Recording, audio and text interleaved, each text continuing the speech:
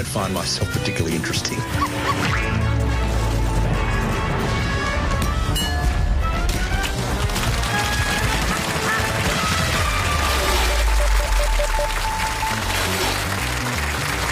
Welcome back to the Media Circus, the game show about the news game. And joining us tonight are journalist Ellen Fanning, from The Chaser, Andrew Hansen, and comedian Amir Rahman. And they're up against the checkouts, Ben Jenkins, former New South Wales opposition leader Kerry Chikarovsky, and Triple M's Merrick Watts. And this week your names are inspired by the ABC's trashy new reality TV show, Four Corners. So Andrew, Ellen and Amir, you are Team Jackson. I think I'm stupid enough to go to the police and make all these allegations and do all this stuff if I'd been like them. Yes, we do. And Ben, Kerry and Merrick, you are Team Lawler. That's bullshit. And as always, the Media Circus is under the watchful eye of our fact-checker, Chaz Licciardello. I also watched the Lawler-Jackson Four Corners ep this week, and I found it rife with inaccuracies. You're not delusional? Definitely not. Thank you, Chaz. And now let's go on with the news game. Stitch Up. OK, first up, of course, is Stitch Up. Teams, can you identify news stories that we've stitched together from this week's news? Here's your Stitch Up. Malcolm Turnbull has arrived in New Zealand. Disguised as a Ninja Turtle. The Prime Minister says everyone knows he's got a lot of cannabis for... The wild party to mark the end of the Abbott era. True story. Team Jackson, what were the first two stories there? Well, the Prime Minister has arrived in New Zealand, she said. So I assume his plane landed safely? What did he do there? What did he do? What did he do in New Zealand? It sounds like you're talking to 4-year-olds. No, I was thinking... What did he do? And what noise does the duck make? Did he go to Queenstown and do some jet boating? No, wasn't he there to smooth things over? No, it was a mutual admiration club. He was meeting with the Prime Minister over there and they were shaking hands and telling each other what a great job they're doing. Yeah. It was certainly a mutual admiration. And they did all that in a Zorb ball. What was the second story? Ninja Turtle, no idea. Do you think he said somebody was dressed as a Ninja Turtle? They announced the new costumes for the next APEC summit? Or... I don't know what that story is, I don't know. Look, you guys are close. It is right that Malcolm Turnbull has visited New Zealand in his first official trip as PM. And the second story? Man disguised as a Ninja Turtle has ransacked a Brunswick toy shop, stealing thousands of dollars worth of Lego. Lego, of course, yes. Wrong toy. Police are still trying to establish his identity, but come on, I mean, it's clearly Donatello. So police are on the lookout for a nerd? Yeah. That's what it is? Yeah, It's exactly. an adult male stealing Lego. You're going to be found, mate. All right, Team Jackson, you got 1 from 2. Congratulations. Now, Team Lawler, you need to guess the next two stories. Here's a recap. The Prime Minister says everyone knows he's got a lot of cannabis. That's not a stitch-up, though, is it? That's the one story. She just changed clothes very quickly during that report. So what was the first story there? He's got a lot of servants that he gets to fight to the death for his amusement. Are you from the Labor Party? That's literally the line I was running last week. We're on the Parliament. same side. Oh, sorry. Things about Malcolm. He's got a lot of money. Got a lot of money? Got a lot of money. A lot of offshore accounts. Yes, that is right. A lot of money. And it was The second one is about cannabis trials in New South Wales and the conduction of medical marijuana trials. It's My turn? Yes. It's about the federal government legislating to allow medical marijuana, which means that they will actually have the first go at it in their territories. Wow, you're really across pot. Let's see. The Prime Minister says everyone knows he's got a lot of money. The honourable member wants to go around wearing a sandwich board saying Malcolm Turnbull's got a lot of money, feel free. I think people know that. Yeah, that's true. That's true. It's unrealistic, though. If Bill Shorten had a sandwich board, it would say this.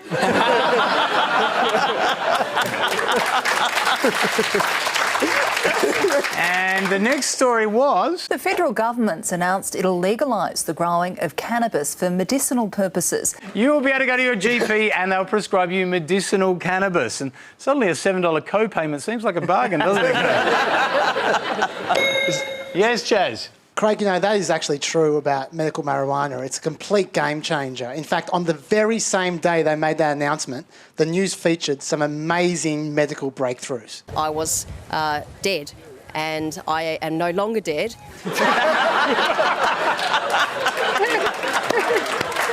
Who needs the trials? Yeah. All right, well done, Team Lawyer. Yeah, I think you got 2 out of 2. Congratulations. Yes. And our final story was too easy to ask either of you. Of course, it was the infamous marble table that was broken at a party in Tony Abbott's office on the night he was deposed.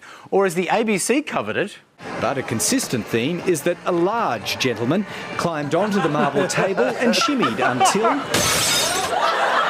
And they say there's no drama on the ABC, people.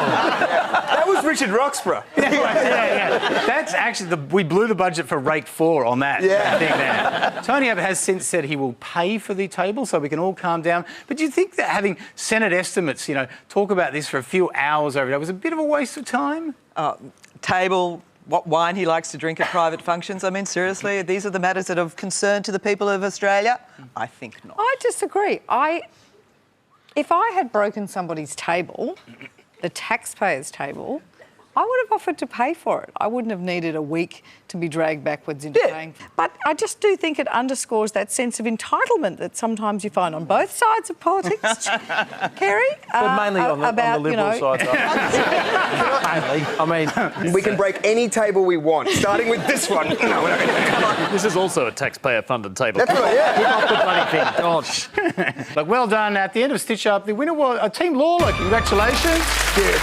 Chaz, have you got a reward for our winners? I do, Craig. It's the biggest story of the week, when history was made on the Today Show. Apparently she has hopes of becoming the first chicken in history to tweet, and she's attempting it right now on the Today Show. And there she goes, she's pecking away. Yes. So she's tweeting now. Go Betty. As we speak. She has tweeted some 3-letter words. She's tweeted and a 4-letter word. She's tweeted look, see, poo, and bum. The Encyclopedia of News.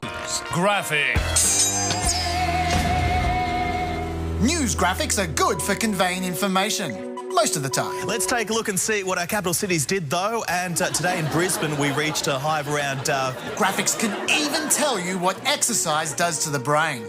Those who exercised experienced fewer dementia moments across the day and even showed signs. A healthy brain is blue, and a dysfunctional brain is... No, the other one, is pink.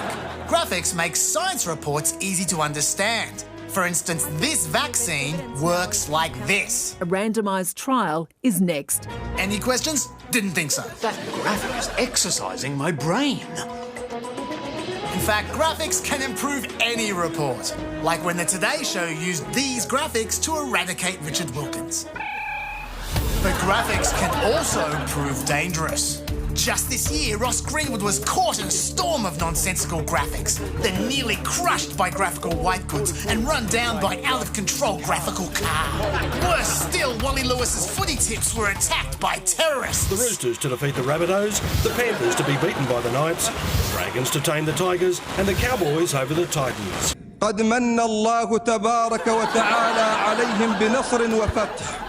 And this graphic nearly set the whole studio alight. It can turn the side flank of a fire into the fire front, doubling its size. Luckily, this presenter's life was saved when this graphical rain doused the inferno. But some networks have less impressive graphics. OK, time for the weather now. Here's Graham Creed.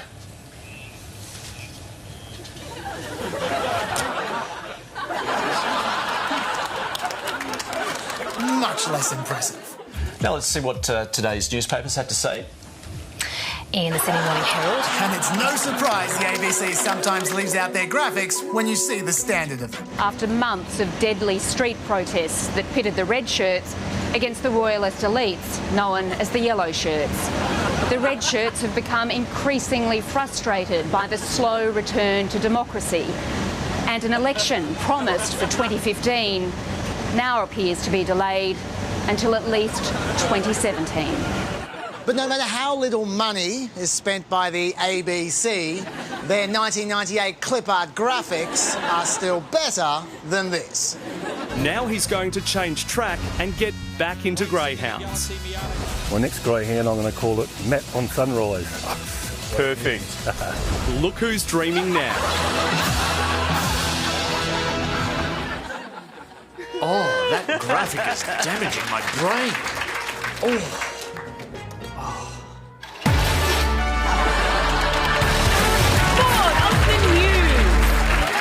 Time for Board of the News, and let's see who's on the board this week. We have a Kiwi in prison. We have Malcolm Turnbull, the Pope, Jar Jar Binks, Jar Jar Hockey, and former union boss Kathy Jackson. OK, Team Lawler, what's your pick of the board?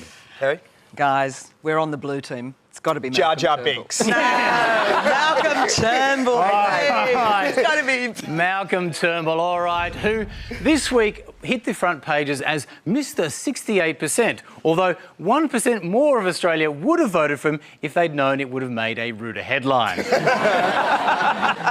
how much stock can we put in polls? I mean, Mr. Turnbull is Mr. 68%, but who was once dubbed Mr. 18%? Miss Kerry. John Howard. John Howard? That is correct. It was John Howard. Look at him. There you go. He said that really confidently. Yeah. But also, if you look at underneath that, I remember that headline. That was the cruelest headline ever. It was why on earth does this man bother? But who would And the answer turned out to be because he'll go on to be Australia's second longest serving Prime Minister. So it was a tough question there. Do you think that is honestly an untypically cruel headline? Yes. I don't think any headline is too cruel for John. Yeah, I think so. Now, look, political polls can really change, though. In the middle of Turnbull's last leadership of the Liberals in July 2009, he wasn't even the preferred leader. Buzz in if you can tell me who was. I think I got this one. Sorry. Yes.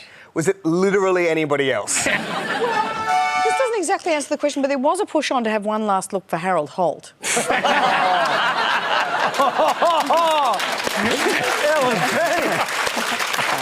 Too soon.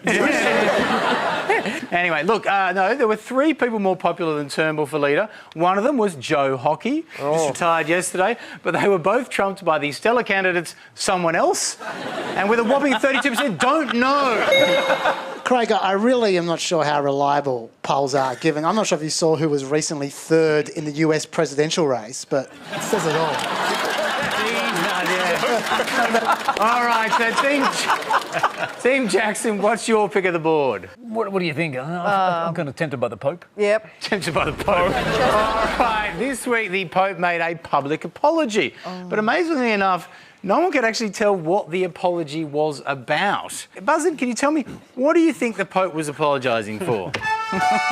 Everything ever and to come. George Pell. George Pell. Yes, the Pope's apology said it was for scandals that have happened in the last period, both in Rome and the Vatican. Fairly broad. It sounds like he just had a big night out but couldn't quite remember what he'd done. I think they broke an Italian marble table. Well, that explains why the next day he got pizzas delivered. How bad is his security detail? I know. If you can just pass a pizza to him. You don't need to shoot there could be a bomb in that pizza. But look, by making these jokes, we have possibly proved Erica Betts right, who complained this week that the ABC and the press gallery only make jokes about Christians and never about Muslims, Buddhists and Hindus. Now, Amir, do you think this is right? I don't know if it's right, but anyone who wants to swap with Muslims, we're happy to swap.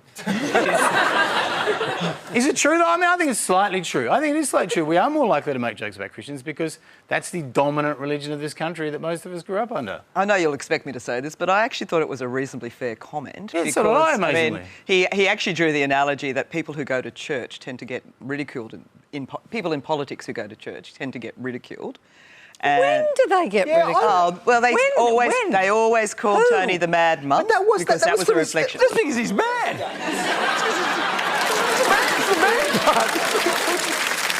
I think we should just file this under old white guys complaining about nothing. All right. Yes, Jay. Craig, can I just say the most important thing is that Erica Betts is sad, and that makes me sad because when Erica Betts is happy, it's beautiful. Can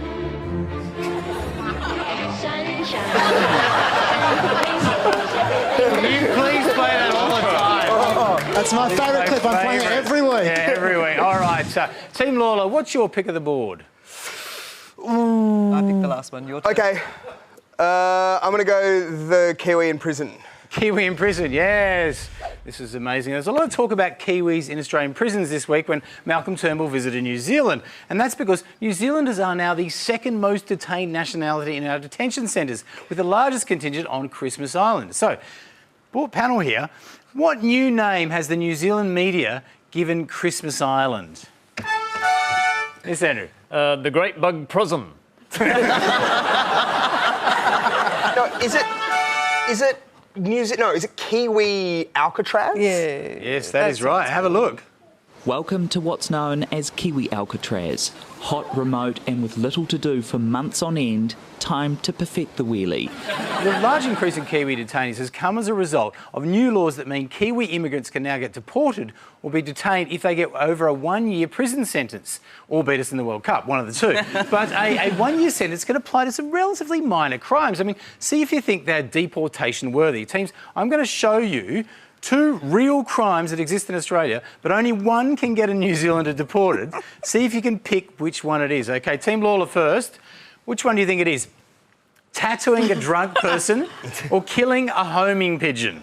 Both popular New Zealand pastimes. I'm a bit concerned because I've actually done both of these things. Yeah. So it's a question of which one would get the greater penalty, isn't it? Yeah. I think you're right. I think it's tattooing a drunk person. Tattooing a drunk person? That is right. Yes. Tattooing a drunk person is the deportable crime. In South Australia, you can be imprisoned for up to a year for performing a body modification procedure on someone who is intoxicated, which would only apply to every tattoo ever done. It's the patient who gets sent to prison, not the tattoo. No, it's the tattoo artist. Oh, OK. They're all You get sent to an island prison for bad judgment. Just for the people watching at home, killing a homing pigeon in Victoria only carries a fine. Yes. So I guess you can shoot the messenger. All right, Team Jackson, which of these 2 crimes could get a New Zealander deported? Claiming to have mental telepathy with intent to defraud, or selling property from a shipwreck?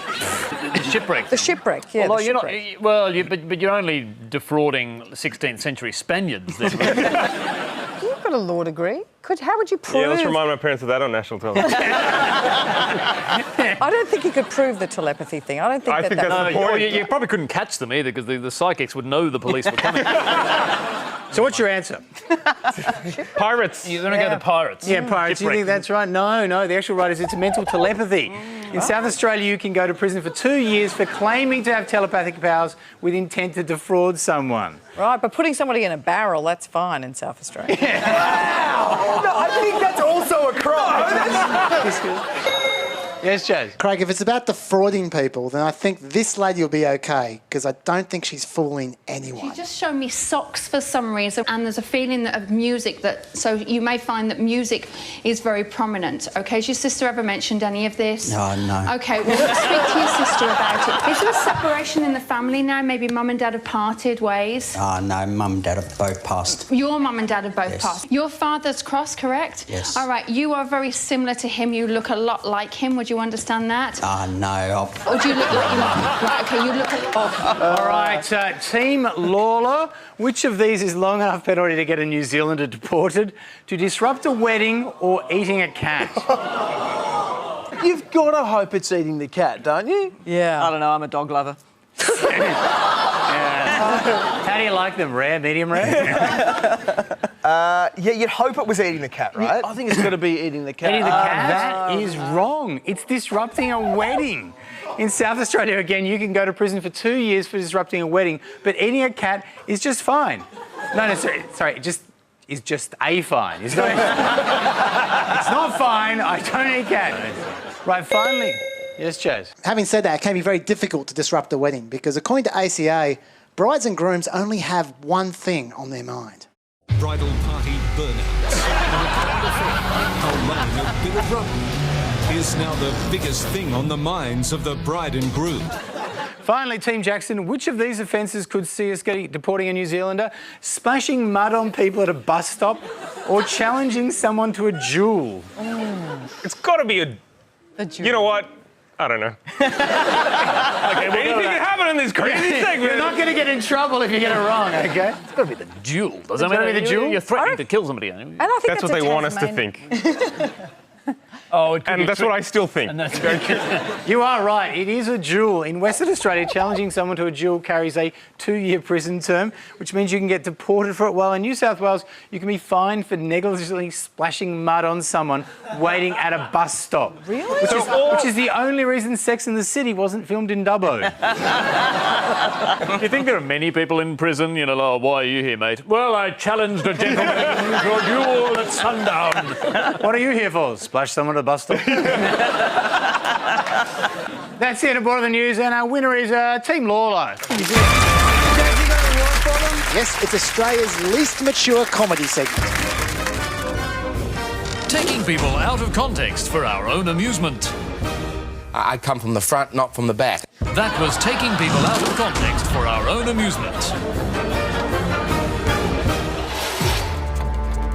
Have you seen this man?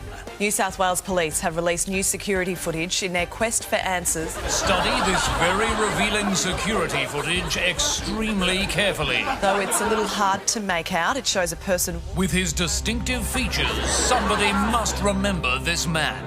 It's not a face you would forget. If you have seen this man, call this number immediately.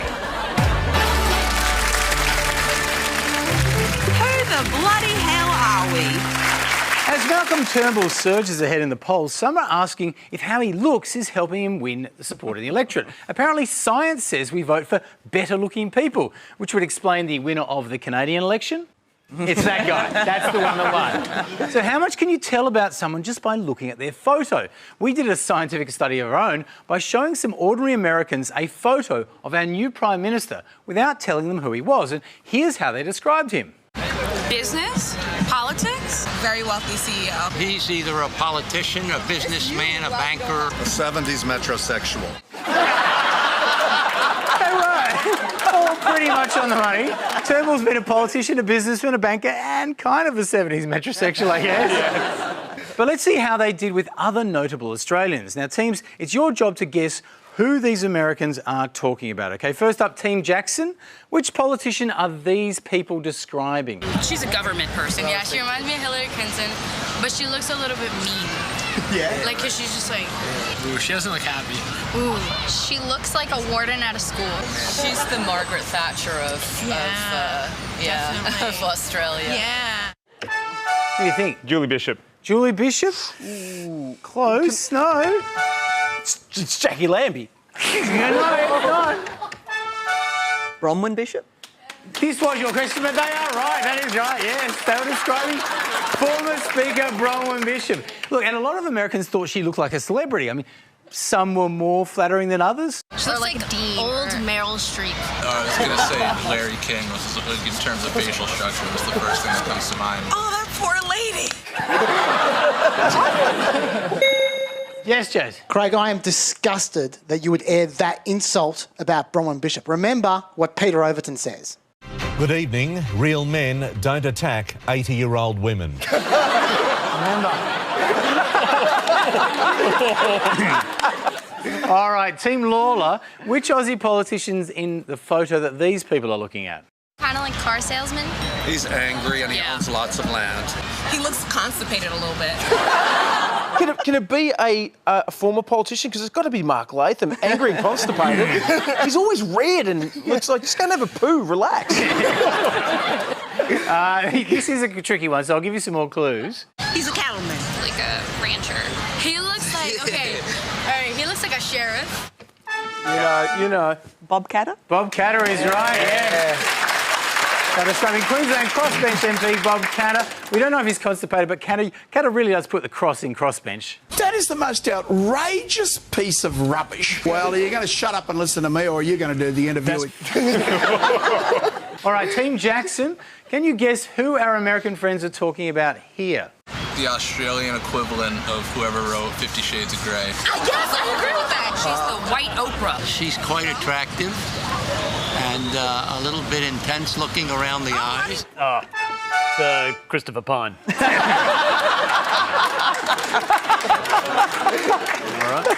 No. Julie Bishop. That is right.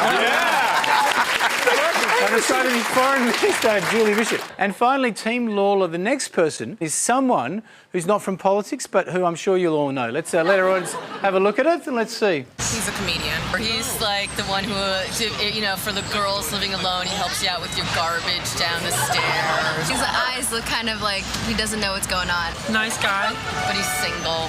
He's single. He's single. Like, you know how a sloth is always like about to laugh, like if you look at them? Okay, that's how he looks. Merrick. Well, yeah. That was my answer. That is right, yes, it is. No, what? That is the answer.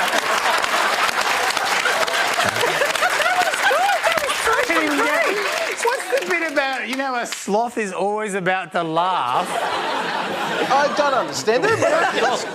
Don't feel bad though, Merrick, because this is what they said when we showed them a picture of Chaz. I'm going like computer hacker or something. Like a Snowden. I think he's like a creepy Snowden though. He looks like sketchy.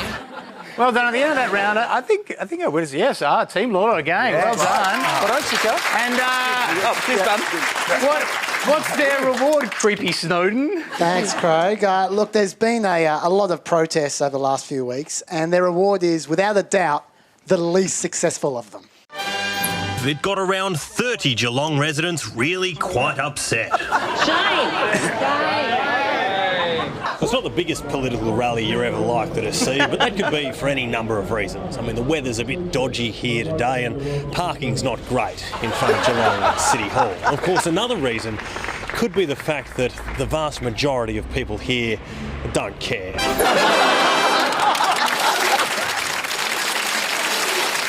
There's been a spate of anti-Islam protests recently, with extreme nationalist groups like the United Patriots Front getting loads of media attention, like on Channel 7's Sunday Night this week, where the nationalists expressed their views very clearly. Good point, yes. There was a huge turnout too at the anti-mosque rally in Bendigo, presumably thanks to this inspiring call to arms. We can sustain this beautiful country as it is. Bendigo rally, yeah! Look, the mood of these rallies is pretty hostile, and certainly some of the protesters' signs are a bit inflammatory. So let's see if our teams can make them a bit more friendly as we play Sharia draw. The aim of this game is to take an angry protest sign and with a little art and craft transform the message into something nicer. For example, here's a sign from the Bendigo protest here. I had a go at changing it before the show. Instead of that, I've changed it to I am moist.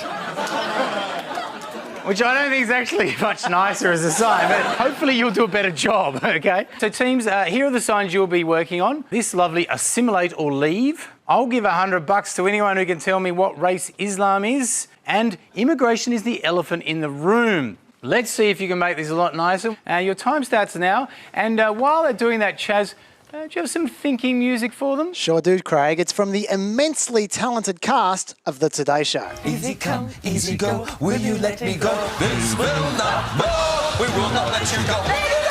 This will not go. Hurry up, guys, because this song goes for 8 minutes, okay? Will not let you go. This will not let him go.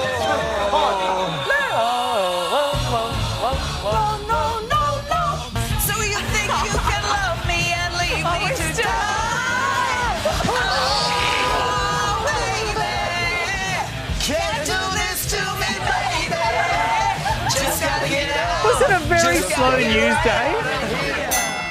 All right, your time's up, guys, and your first poster was assimilate or leave. So who's first up here? Team Jackson, you got one? Something very basic. A smile, please. Oh, that would certainly go down well at that rally.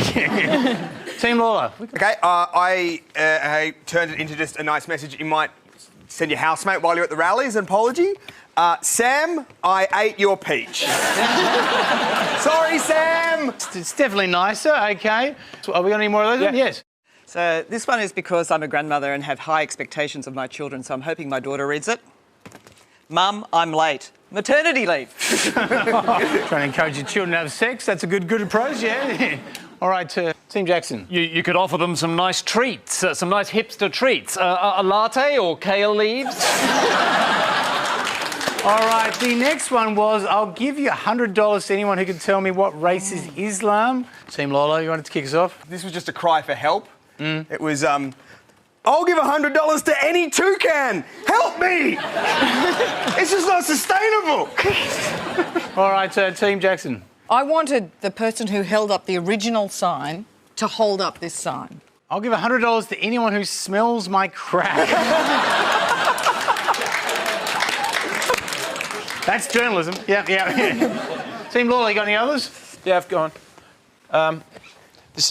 Look, spelling's a bit of an issue, but I don't think for the people who make signs it's a problem. I'll give $100 to anyone who can tell me how to erase spam. You realise you had a pen to change the spelling, right? Yeah, OK, it's my first attempt. Well, now, this one, immigration is the elephant in the room. How did you make that more palatable? All right, Team Lawler. Can I just say I'm exceptionally proud of this, but, well, Paul Rudd is the ant-hero.